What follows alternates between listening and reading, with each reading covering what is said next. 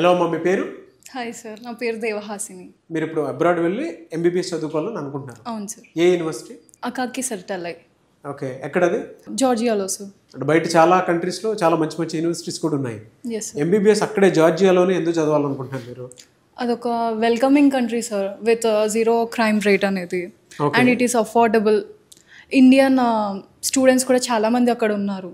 ఇక్కడ ప్రాసెస్ అంతా ఏ విధంగా జరిగింది? అంటే కాంప్లికేటెడ్గా ఉందా?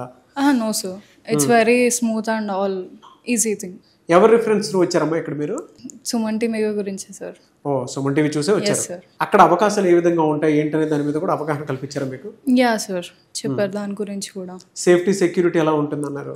వీసోర్స్ వాళ్ళదే హాస్టల్ కూడా ఉంది సార్. సో 6 years వరకు సార్ వాళ్ళే మొత్తం సెక్యూరిటీ అంతా చూసుకుంటారు. అండ్ ఇండియన్ ఫుడ్ కూడా ఉంది. So it will be so good. ఇంకా ఎలాంటి బెనిఫిట్స్ ఇచ్చారు స్టూడెంట్స్కి వీసోర్స్ నుంచి? స్టూడెంట్ కార్డ్ మీద డిస్కౌంట్ వస్తుంది sir. So it will be helpful. Okay, student card మీద డిస్కౌంట్ యా వస్తుంది. సార్. అది కూడా వీళ్ళే ప్రొవైడ్ చేస్తున్నారా? అది కూడా వీళ్ళే ప్రొవైడ్ చేస్తారు. ఓ, వెరీ గుడ్, వెరీ గుడ్. ఎందుకు సార్ జార్జియా పంపించాలనుకుంటున్నారు మీరు ఎంబీబీఎస్ కోసం?